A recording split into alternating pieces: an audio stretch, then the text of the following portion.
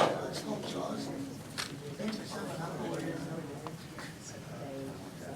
right, we're going to call to order the Wednesday, February 18th, regular Board of Education meeting. We'll start with the Pledge of Allegiance. I pledge allegiance to the flag of the United States of America and to the republic for which it stands, one nation, under God, indivisible, with liberty and justice for all. Thank you. Roll call, please. Mrs. Capabianco. Here. Mr. Hinman. Here. Mrs. Homa here. Mr. Kisco. Here. Mr. Knight. Here. Mr. Nargi. Here. Mr. Lemoyne. Here. Ms. Richardson. Here. Mr. Tebow. Here. Mr. Trout. Here. Mayor Carbone. Here. Ms. Aird. Here. Mr. Becerra. Mr. Campolita. Here. Mrs. Krakow. Here. Ms. Lebowski. Here. Mr. Potter. Here. And State Representative Emery Marrera.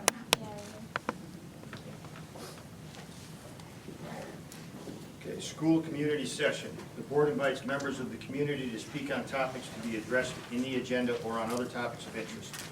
Individuals wishing to make a comment are requested to fill out the speaker sign-up sheet, including your name and address, which must also be stated at the beginning of your comment. The board will not allow comments regarding specific staff members or personal grievances. Courtesy is expected in this limited public forum. Participating time will be limited to 3 minutes per person and 10 minutes overall. Mr. Battle. Welcome. Thank you. He's passing something out for me. My name is William Battle, 69 Red Mountain Avenue, Torrington, Connecticut, father of an adolescent.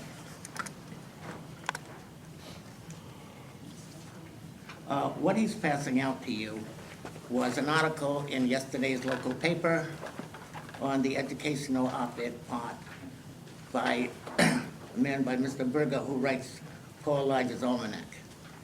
I passed that out to you as background and for information, not to try to change your minds. I think everybody knows so far here how I feel about the Common Core. And this is simply a way of making you all understand what's being said right now. This is going to be a political year, and many of the other party to mine will be taking shots at one another during the primaries based on their acceptance or rejection of the Common Core. So I'm not going to talk about the merits of the Common Core because I don't feel like doing that now. The other thing is I have never, ever backstabbed anything in this particular body, and so I'm going to tell you up front, the newspaper has told me I have no more time to wait on my article on the Common Core. I waited for political reasons around November, and I also wanted to wait until my friend and former colleague, Stephen Pryor, was no longer Commissioner of Education of the state of Connecticut. And I'm going to do that. But first, let me say something about it. I'm not going to be talking about the merits. I'm simply going to give the people a understanding of how it came about, what it was, why it did not go before our legislature, and the monies that are into it. I'm not going to talk about at all about the things that they're doing in the schools here. And I have talked to Mr. Bain and told him, even though I'm on the high school governance, that what I do about the Common Core will not affect what I try to do to make this high school the best place it can be and be a brand for Torrington, to make people and families want to come here and deal with our safe streets and our good schools. So with that, that's all I have to say about that. The article will be coming out sometime within a week or so. And I also will I talked to Alex Johnson last night, and I may send it to the Waterbury paper, the Hartford Current, the Boston Globe, the New York Post, and my old friend from Washington, who's a columnist. So I have been one of the great boosters of the Torrington school system, and I'm quite sure the assistant superintendent knows my days from back at Forbes. I always wrote praising the school system, and I've always wanted only one thing for the school system, that we have academic excellence, a Latin program. And now I find that some of our kids going to school in the snow probably need buses so they won't get run over by cars if they have to walk in the street. Thank you very much. Thank you. Jason Lafferty. Got it right, didn't it? Yes, you did. Jason Lafreniere, 26 Simsbury Landing, Simsbury. I'm a 7th grade teacher at the middle school. I hound you guys a lot about the Washington DC trip and just wanted to come and give you a quick update that we are going to have the largest group this year going to DC in its 6 years. We're looking at right now 167 kids with over 20 adults for a total of at least 190 people going down to DC this year. Anxiously awaiting the ability to get kids started to be signed up for next year. And our last fundraiser for this year's trip is tomorrow night. It's a pasta dinner at the Sons of Italy Club that I'm inviting all of you to. It is from 4:30 to 8 o'clock. You can purchase tickets at the door. It's $12 for adults. Kids 6 and under are $8. There will be a raffle table, and the food is being provided by Alfredo's. So hopefully I'll see some of you down there to support this trip. We've had the largest fundraising amounts this year for this trip. I've sent probably over, once it's done, over $12,000 in fundraising to the company for this trip. So thank you. Thank you. Cindy Amoroso. You know, when I signed that, I didn't realize that I was in the, Okay. so do you want to? I just, Well, we'll scratch her up here. It's gonna be in the agenda. Unless you have a different comment you want to talk about. Just- No? Thanks, guys, for supporting the arts. You're welcome. Okay, motion to approve the agenda. come on. I'd like to make a motion to amend the agenda to add item 4H, facilities. You already have a motion on the floor, Mr. Chair. Second for the motion to approve, right? Or he can withdraw. Would you withdraw your motion? I will. Okay. Motion from Fiona with adding 4H, Facility use. facility use. Second by Ellen. Discussion? All those in favor? Unanimous. Okay, informational sharing. Students report. Good evening, We everyone. did. We approved the, hang on one second. With the amendment? We approved it Okay, with I the. thought it was just the. That's okay. Good evening, everyone. So on Monday, March 9th at 7, the McNally Smith College of Music Jazz Orchestra from St. Paul, Minnesota will be at THS for a free concert. Our very own award-winning THS Jazz Combo will be opening the concert. Music in our schools this month in March, there will be multiple performances across the district this month. Check out the school calendars for more information. The next American Red Cross blood drive will be on March 10th at the high school. The Citizenship and Action class traveled to the Legislative Building in Hartford on Friday to interview state legislators as part of their class project. 16 juniors, over the course of 4 days in February, will be going to TMS to judge the 7th grade Invention Convention and represent the 4 A's of THS. History Day will again be taking place at THS on March 7th. Schools from across the state will be attending. UMaine Forestry major and the THS alumni Dalton Herrick Wagman is involved with the Maine chapter of the American Chestnut Foundation's effort to restore the tree to its native range.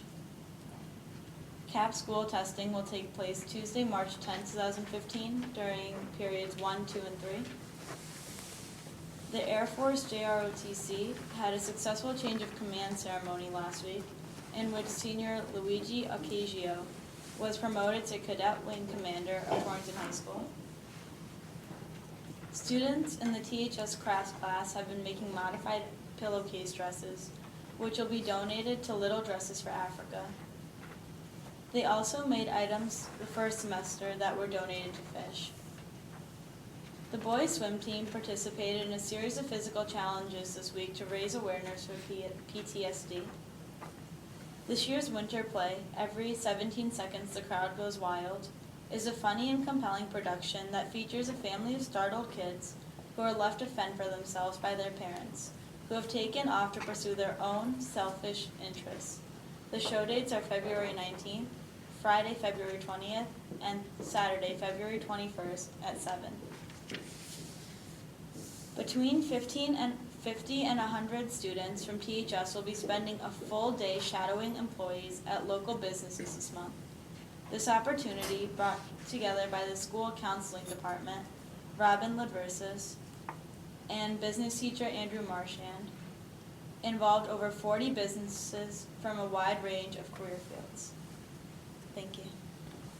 Thank you. Recognition.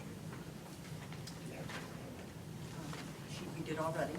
You have tonight had the opportunity to bring some magnificent artists to the board to share their artwork.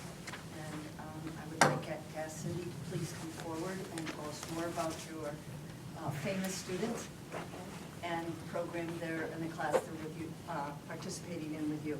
Okay. Thank you, Cindy. Just stand up and walk so you can see them. Like one of you sat on one side and one sat on the other. Yeah, I thought it would be nice if I started out by having them walk around and show you up close and personal their pieces. It is just a tradition at THS and actually at any school that I've taught at over the years that art students, visual arts students, are the children's who have voices within rather than, you know, the music students who every time I see them at a presentation, I'm so proud of how capable they are of expressing how they feel about their music that they're creating. What we find, we art teachers nationwide find that children who create fine arts, they really don't, all the words that they want to put to the piece that they're creating is very difficult. And for a lot of us, you know, it's hard to express how we feel, you know, even until we're 25 or 30. So these kids who are absolutely precious to me, of course, and to all of us who teach here at Torrington High School, I thought it would be a gift for them to not have to say anything at this time because they can say it through showing you their work. Just so you know, Samantha is a senior at THS. Her future with art is uncertain right now. She does love it, but she's still trying to decide, you know, about her choices.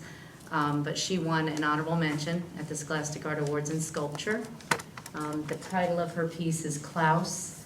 The children were, I brought them to the library and they did some research of a tribal mask, a human of their choice, and an animal.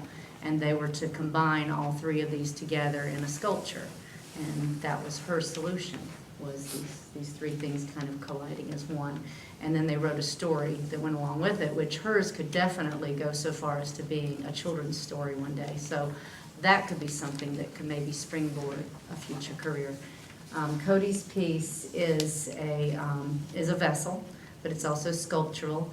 But the Scholastic Art Awards are very particular about how they judge the work. So if the work is a vessel, is considered a vessel, it fits in the ceramics and glass category. That is usually much, much more competitive than sculpture. It has anywhere from 500 to 1,000 pieces, and you know, seeing the show every year myself, you know, we always, Mr. Legier and I always go and kind of discuss how we're going to plot our strategy for the upcoming year. And I can tell you that Cody's piece definitely earned the Best in Ceramics award that it did get, and it is going off to national competition. The competition, the slides are there right now.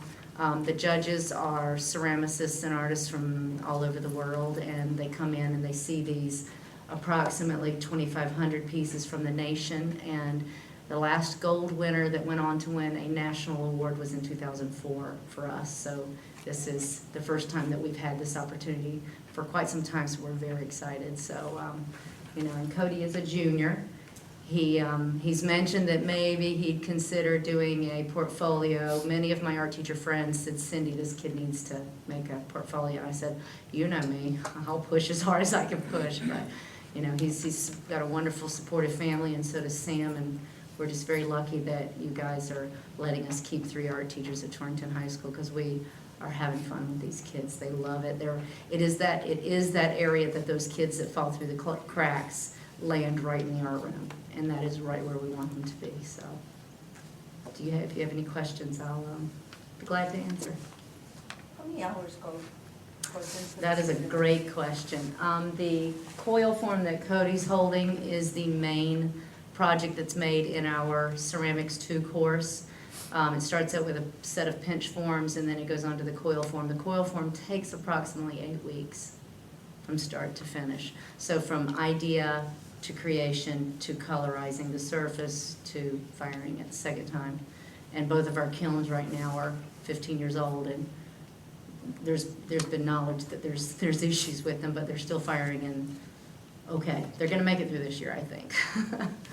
So, okay, I know, no more talking about money. No. Thank you guys very much. No, Cindy, thank you for You're welcome. You're all the time.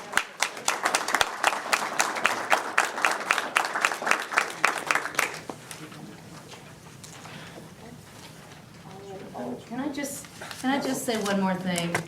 Mike Montanez came to support his buddies, and he is a senior here at Torrington High School, and he is in the sculpture class with Samantha, and I just want to thank him publicly for being here as a supporter.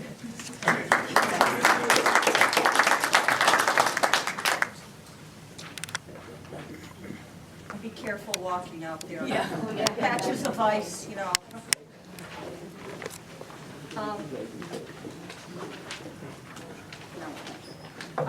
Just want to share with the board, this year we've really started a close relationship with All-Star Transportation. I mean, they do a phenomenal job in taking care of our children from their homes to school and back. But this year, we invited bus drivers and administration from All-Star into every school and to meet with administrators from the schools, and just, to talk about how we really want to initiate positive self-esteem in our students. And what they recommended is a change in, informing the school or informing parents about behavior on the bus, so that it's not just a behavioral concern that they write about, but that they also write a recognition referral. So this came from the bus drivers, because we've been using these forms for several years, and one goes home gets mailed home to a parent, and one remains in the child's file, and one for the bus company. And they really said, look, we want to be proactive. They bought into the character programs that each of the schools are using, and so they use the same language. And we're part of your character program. Are you not following right now? And it's really paying off as far as, if you think of being a bus driver, and you could have anywhere up to 50 children sitting behind you at any time, that if you can recognize students for positive, good behavior, it goes a long way. And with the older children, demonstrating to the younger children, how to sit on the bus, how to keep your hands, in your personal space. So I just, really, when everybody collaborates and works to a common goal, we'll have a lot more success. So I just wanted to share that with you. The second piece in your packet is, I shared this with budget last week, but I wanted to share it with all members of the board, and it's a letter that I not only sent to Mr. Glenn Peterson, who is the director of the Greater Hartford Regional School Choice Office, but I've also sent it to our legislators, and just questioning the cost for us to participate in the inter-district magnet schools, specifically that they were designed for New Haven and Hartford County. And we have, being the largest city in the northwest corner, we have our own diversity that we are working with and supporting and promoting. And You had a chance to read it the other day, so I just wanted to put it in the board packet for the rest of you. So a small attached note went out with this letter to the legislators and the commissioner, current commissioner of education. Question? Yes. Have you heard back from any of the legislators? No, not yet. I think the final piece went out today, yesterday. Yeah. How many students are this year are participating and going? Tonight at school's 48. How many? 48, for the cost of $209,000. So how much are we paying as far as our share per student? To go to it, we paid, it's probably half the cost of a magnet school. But we We're pay looking at about $5,000 per student? anywhere, depending on if it's elementary to secondary, anywhere from $5,000 to $7,500. The next 48, question. not including transportation. That's tuition alone. You'll see it later on this evening when we bring, for student services, out-of-district tuition and transportation.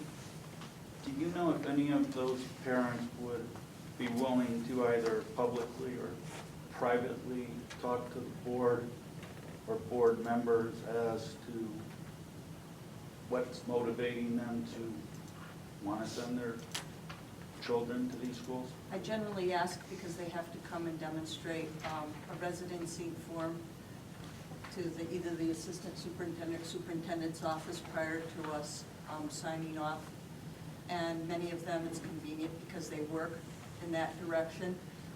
Those that have selected the Reggio Emilia School in Avon, they had early childhood education, for 3- and 4-year-olds, that at this time was no cost to them. And so they had full-day pre-K, full-day kindergarten, and extended day, so they could drop the child off, before they had to go to work and pick them up after they finished work.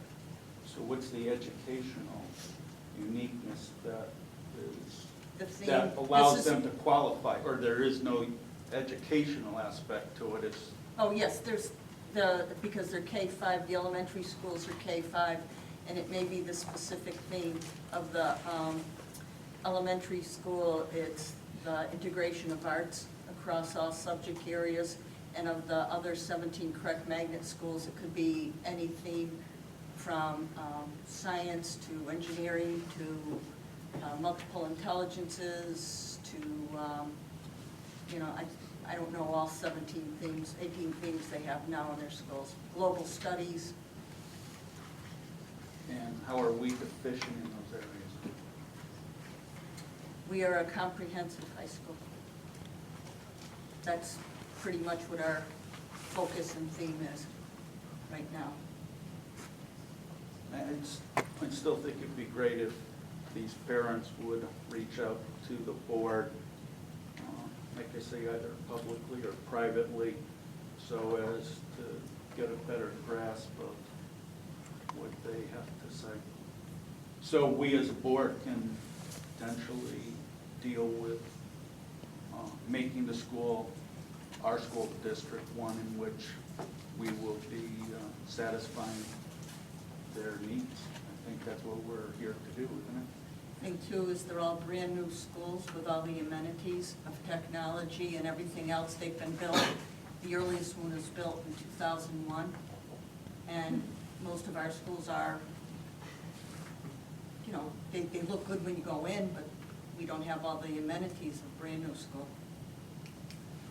So again, we're right back to what this board is supposed to be doing, which is to try to understand how this district functions in a totality from K to 12, and if we need to make our buildings and our facilities more attractive to keep students here, then we have to figure out how to budget for it and plan for it. Otherwise, we're just going to continue to, it's the same thing we talked about every month, but I think we as a board need to delve more in-depth into this issue. It's what's hurting the district. You admit it, that we're losing students, we're just doing the opposite of what they wanted to do, which was create diversity. It's actually causing this school district to be less diverse. One of the things too, and I didn't, with a comprehensive school, we offer athletics, we offer music, we offer drama, we offer, besides the content area courses, you select a magnet school to attend, and it does not have music, it does not have drama, it does not have athletics. Everything just focuses on whatever the theme of that school is. And if a child wants to, say, attend one of the correct magnet schools, and they also offer an extended day, extended year, but they do not offer athletics. If a student wants to participate in athletics, they would have to come back to their home district to participate, which the schedule does not allow them.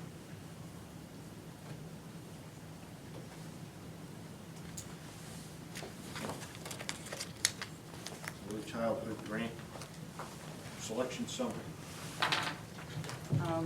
That was in your packet. It was asked the last time, request for qualifications. We put one together with guidance from. To go back to the history of where we were at the last board meeting, the board asked me to talk to our legal department, and if we had to have the signature in by Friday to sign it and get it in. It turned out that in talking to the early childhood development department in Hartford, the grant is not due to the feds until March 31st.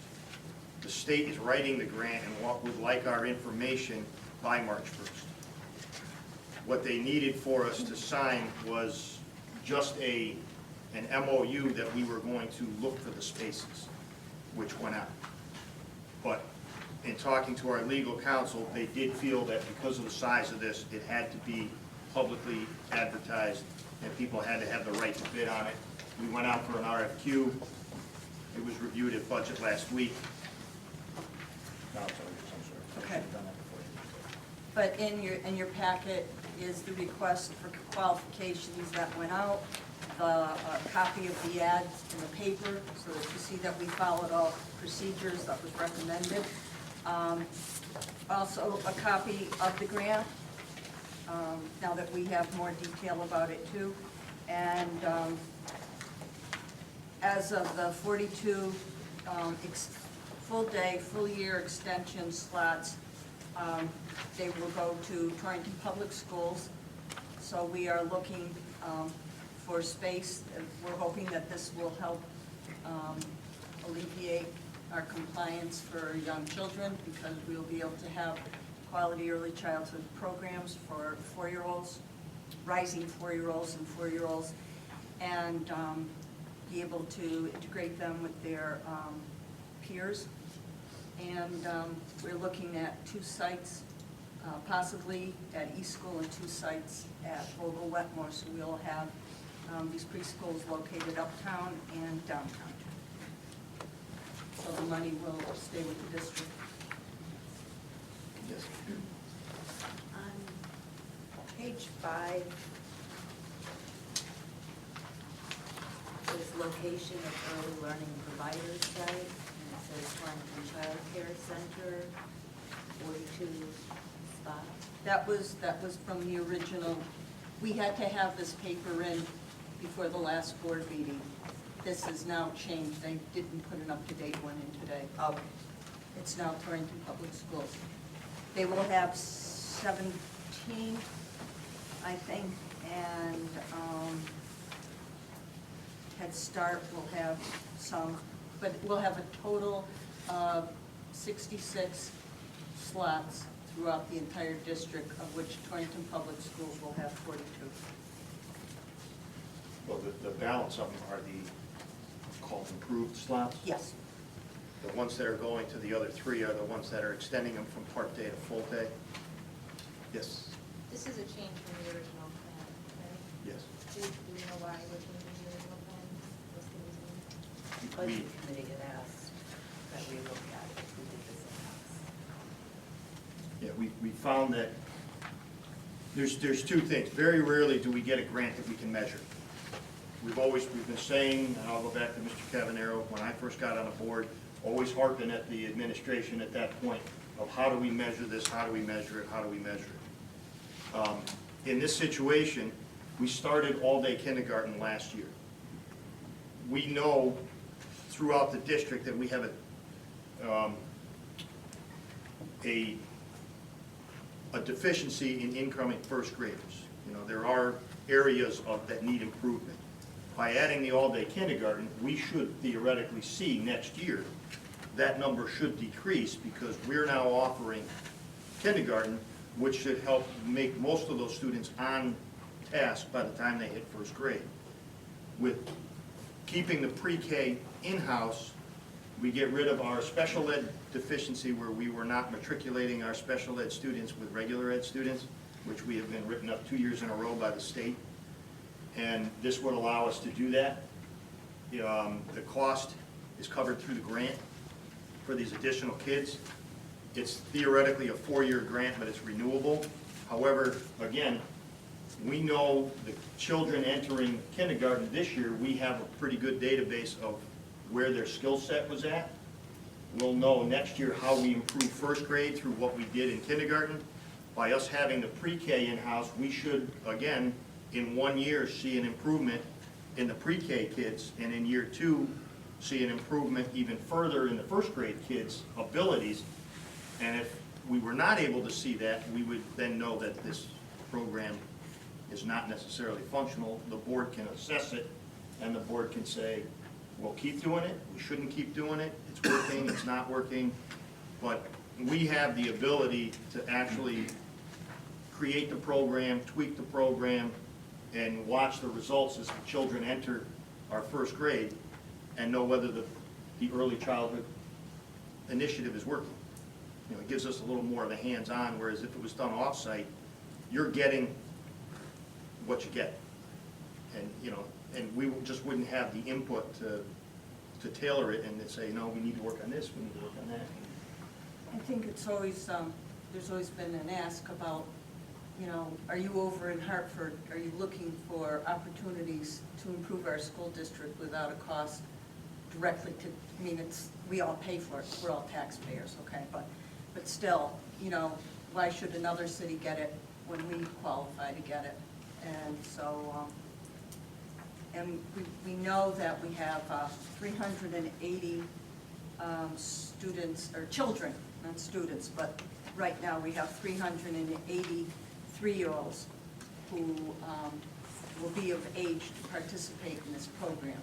So to get 60 and also to get them within the income range. We're already starting to beat the pavement to make sure that we identify these children and, you know, provide it.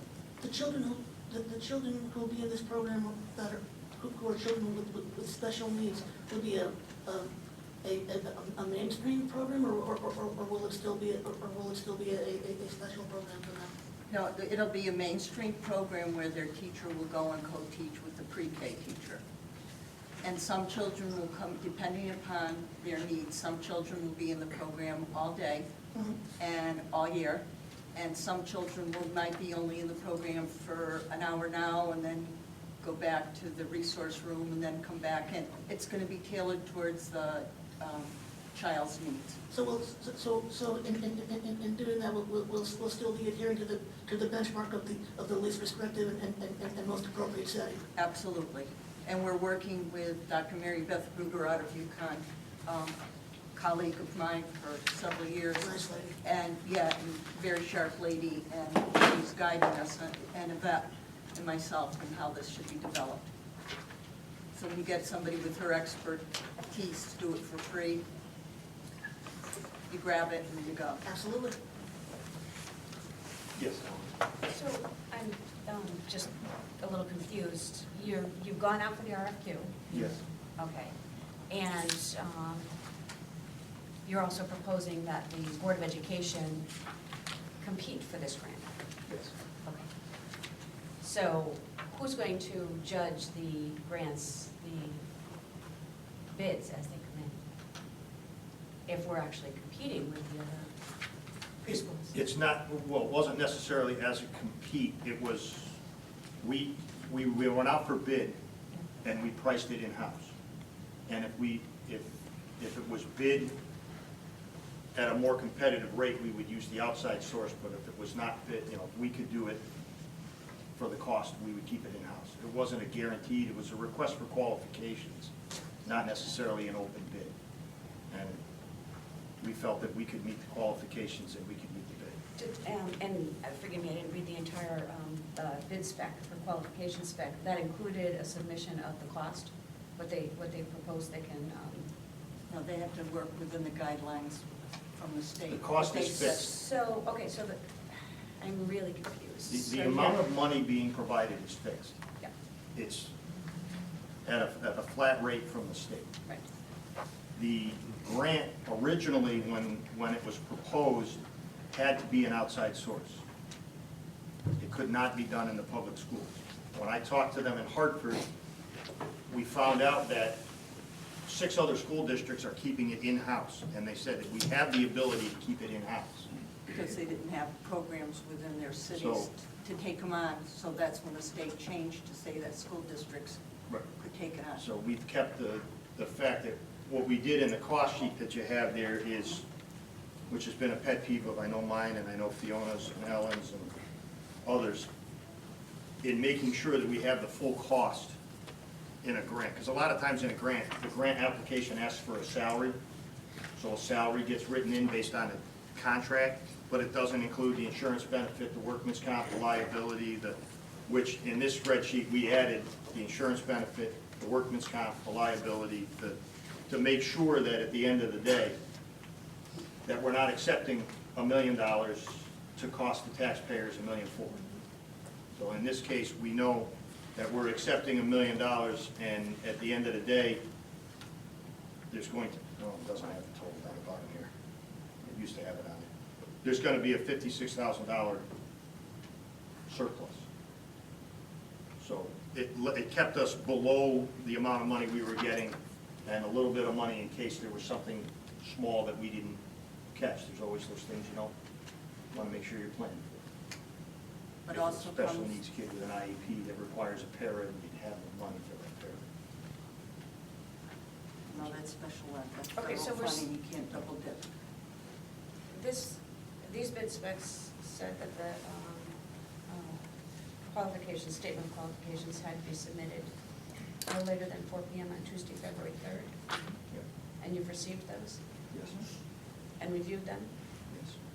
And you still feel that the Board of Education can provide these services better than any of the qualified proposers Yes. based on your own inspection of those? I mean, I Based kind on of a feel like review the of Board of their submittal. Education is competing with these other preschools for this. I'm sorry? Should that decision be made by somebody? They're getting the NIAC accredited, okay, but these are school readiness. The only people who could have applied for this are our School school, readiness. who are already receiving school readiness. Right.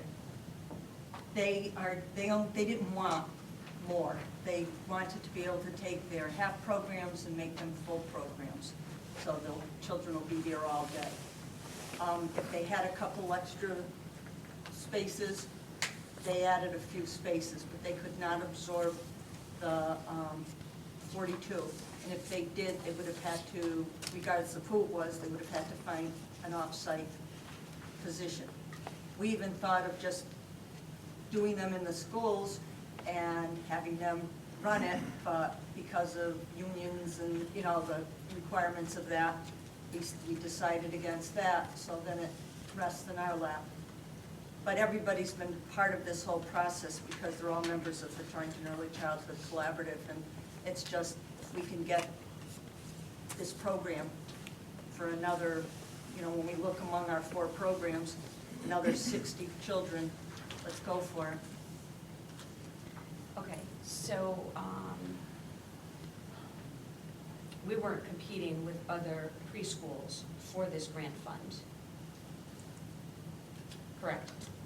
No, because we could have, they had first dibs on it. Those, I can't give it to this grant could not go to every preschool program in Torrington because not all And I have the I realize that. qualifications. So the ones that did qualify, Right. did they submit a proposal? Only one did. Only one did? Only one did. And could they, is there a reason why we couldn't give this grant to them? We could. But when they knew that the district was interested, they said, great, fine. Okay. Because, you know, we don't care how it gets done, as long as it gets done. It's all part of the collaborative. Okay, so, all right, so now I get that. Then the question I have is, as you said, this is supposed to be a 4-year grant, but we also know that that's a big if. You know, this could be a 1-year grant. I caution the board, when you step into funding a $1 million program for 1 year, you know, without a guarantee of 5 years, I think that it takes a tremendous effort to get a program like this up and running. All of that energy is expended, and then at the end of a year, you can't continue the program because the funding dries up. I just think when it comes to a Board of Education and developing programs, I think anything less than a 5-year plan is counterintuitive to education. And that's the only reason I really am pressing to know what other qualified proposals were received. Because do I want to see a preschool program in the city that can take advantage of these funds? Yes.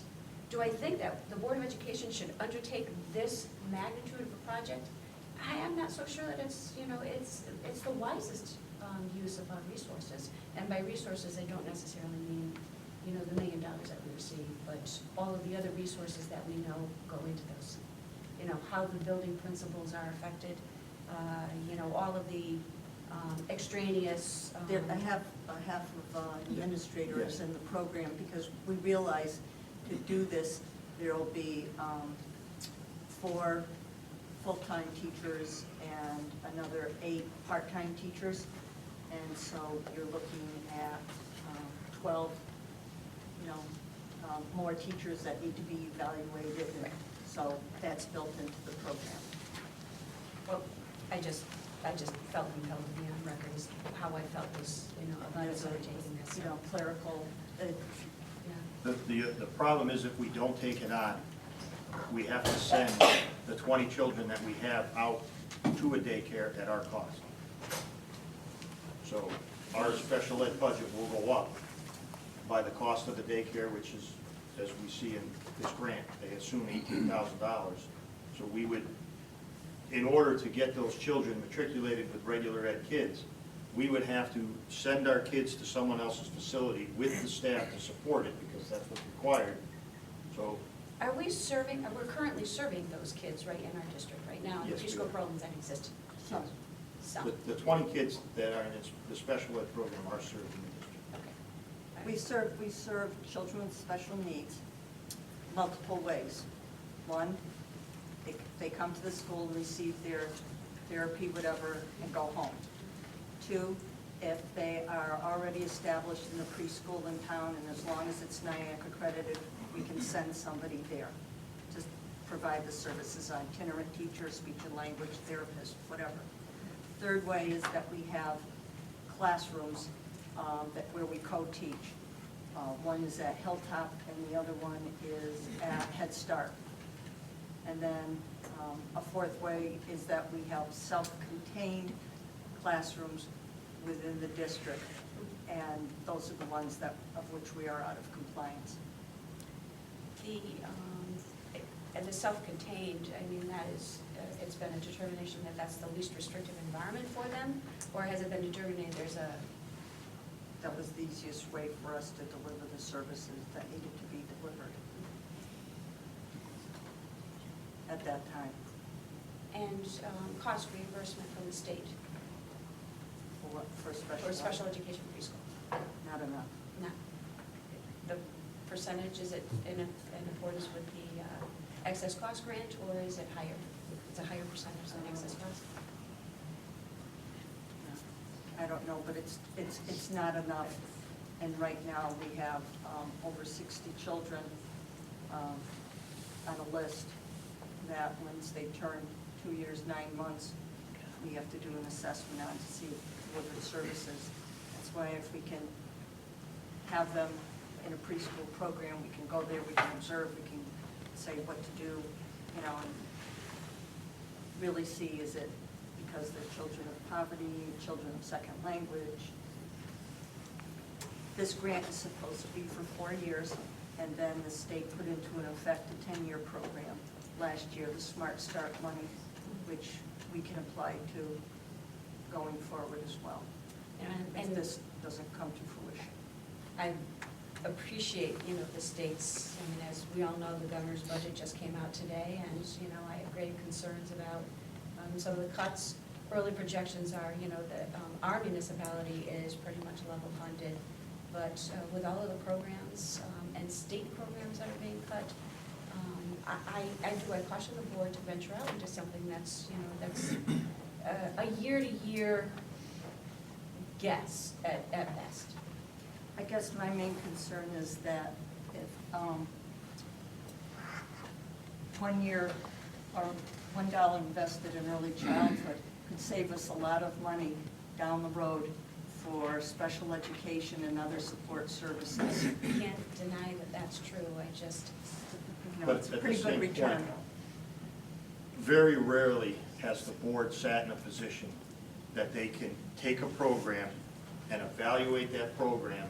In year 2, if we find, or year 3, that there is absolutely no improvement with this program, we're not obligated to continue the program.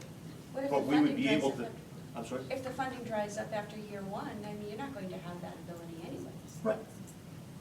But at least you'll have gotten the data, and you could sit there and say, all right, we were able to, and, you know, it's something to help education down the road. You could turn it over to the State Board of Ed, the data, so someone else can decide if another grant needs to be written. But you're in the position to actually see if it'll work, because you control all the cards, and if it is not effective, then you could say, in year 3, even though you're offered the money, but there's no visible improvement, then yeah, you're just spinning your wheels and you can move on. And You're not obligated to keep going. And currently, less than half of the children entering kindergarten have had a quality early childhood experience. Do we have confidence that we can meet the number of students that are required to be below poverty level? Would we be taking from any of the existing preschools that serve that population? No, because most of, other than the schools that receive school readiness funds, most of the other schools, Our full day. are full-pay tuition, or they're not NIAC accredited, or, and we're trying to work with the schools in town that we have money in school readiness funds to help them become NIAC accredited. John? Cheryl, when you said that less than half of the kids come from programs, I forget your exact. Less from high Quality, quality. blah, blah, blah. You're talking about kids who have a stay-home parent, perhaps, and you're calling that a less than quality preschool preparation? No, I'm just, they could be with family caregivers. And I'm not gonna weigh the quality Okay, of the well, home. you mean, you're talking about institutionalized childcare. Right. Okay. And being able, number one, to look at those executive functions. Can they play with others? Can they sit quietly for even 2 seconds? Have they been in an environment where they can follow 1, 2, and 3-step directions? And those are things that you would see as the benefits of a high-quality preschool. Yeah, learning, it's more than anything, even your kindergarten too. The academics will come, but it's those executive functions where a child can hold on to an idea and work with it, work with others, wait their turn, share ideas, converse. You know, when I look at the greatest concern when we surveyed our early childhood providers across the town, and it's the mental health of young children. Which is pretty difficult to measure. We're working with, I can't think of the place right now. They're coming in and working with our preschools. I mean, you're teaching children how to play. Society's problem, not parents. Okay, gotcha. But their schools, our society. This isn't the way it was presented to the board at the last meeting. Last meeting, it was presented that, maybe I'm wrong, but the way I perceived the presentation was the only involvement that the Board of Education or the Torrington School District had in this process was it was going to be the facilitator of obtaining the grant.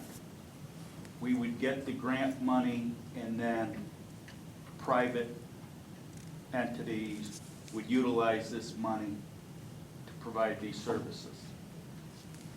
Tonight, that's not the way this is being presented. Correct. I mean, at the how does budget it meeting. change, how do you change this whole blueprint in a month? I mean, what type of? Because when we called the state, When you called the state? yes, the state But said you're- that we could keep it in-house. So I asked the superintendent to do an analysis of whether we could afford to keep it in-house, if we had the space to keep it in-house, if we had the ability to keep it in-house. And then at budget last week, they were presented as to which direction best met the needs of the district, and the budget committee recommended that keeping it in-house was the best way to meet, because it gets rid of our special ed issue that we have no matter what. We have a special ed issue, we have to either send these kids out or get kids in there to interact with these children during the day. And it gave us an opportunity to have, again, a measurable view of whether this program is even worth pursuing or not worth pursuing. I mean, if you can prove in 3 years there's no improvement, then it's a program that you just don't continue to fund. And I think it's important, the only bidder does not actually have the space to take these students. So there, but there was money for rent, and, you know. Right, but they would have had to But- secure a location. But the way it was presented was that on our balance sheet, it wasn't going to show up as an expenditure. We're going to now budget. It would have been an expenditure, Andrew, because the money all had to pass through us. It would have been a debit to us in the grant, and then a credit expenses out from us to the supplier of the service. See, I don't think that's the way it was presented. I'm not saying, Right. Oh, I'm sorry. I thought the way it was presented was, again, we would facilitate obtaining the grant, but I thought the way it was told to us last month, that that money flowed directly to the provider. No, that was the whole issue, though. Yeah. That was the whole reason that we That was the only talked to reason why we bid. to our legal counsel. Right. So that's. No, that wasn't the reason why we. Because we talked to were our- liable talked to our because it was legal- going through the board, right? That was the whole Yes. question, that was the whole Right. 2-hour discussion that we had at the last meeting. No, the issue that we were talking about was the notification to those who would seek to benefit and utilize the money. But it was not projected that we, the board, were going to actually run that money through our budget. It was always to run It through our was budget. always running through our budget. It was always. It was discussed at the last meeting. Ad nauseam. I understand what we discussed. Yes. Another question. If the decision is to go forward with this in-house, and this now becomes an expense of the Board of Education, and going forward, a year from now, you find out the grant funding dries up, I'm thinking of an MVR situation. Now you've added $1 million to your bottom line in your expense account. The grant fund has dried up, and we're in a situation where there's an extra $1 million in your budget that we can never take out. The city will always be held to that extra $1 million. That would